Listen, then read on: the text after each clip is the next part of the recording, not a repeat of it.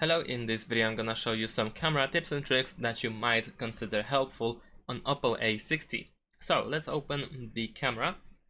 Now over here in the default photo mode, we can tap on these three lines in the top right corner. And the first thing that I want to show you is the HDR option. So we can enable and disable the automatic HDR if you want to capture photos in HDR, then of course you want this option to be enabled. If you prefer to not have HDR enabled, then of course you can tap on this button as well in order to not capture in HDR. Another thing that I want to show you is the option to capture multiple photos at once, which is called interval shooting, which is the option right next to the HDR. So we can tap over here in order to enable interval shooting. Over here we can choose the number of shots and we can select up to 50 pictures. So let's say I'm gonna choose 20, and we can also select the interval. So we can choose between 1 second up to 10. So let's say I want to take the interval shooting after 2 seconds, and now all I need to do is simply press the button. We'll see the countdown. Over here we have the count, and every 2 seconds we will capture the whatever we have on our camera. Of course we can pause it by pressing the same button, and yeah, that's it. That's all about the multiple photos at once. The next thing that I want to show you is once again we need to press on these lines, and this time we're gonna go to settings, and then in the settings over here we have the option to enable and disable the mirror selfie. So if you want your selfies to appear as they appear in the viewfinder, then you can enable and disable this option depending on your need. So here we can enable and disable the mirror effect for selfies. While still being in the settings, you can also make sure that the QR code scanner is enabled. Over here we have QR code scanning, and this allows you to use your rear camera to scan QR codes in the photo mode. So if we go back, over here I have my QR code,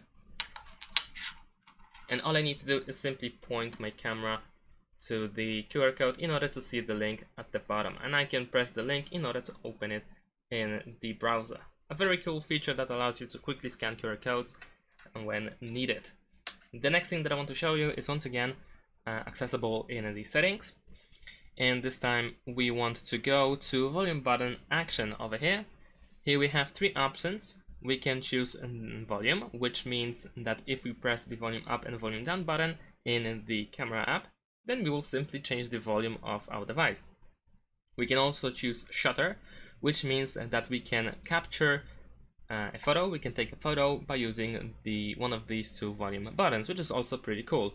However, I think the most useful feature is the zoom option, as it allows you to zoom in and zoom out using the volume buttons, and I think that's great. This one is definitely my favorite one, and if needed, if you prefer to use volume buttons to zoom in and zoom out as well, then of course you can do that. Now let's go back, and this time I want to show you a mode. So we want to go to more to find high res, and this high res mode allows you to capture photos by using the 50 megapixel camera lens. So if you want to use as much megapixels as possible, then of course you should use the high resolution mode. Now another thing that I want to show you is the filters. Over here we have these three circles.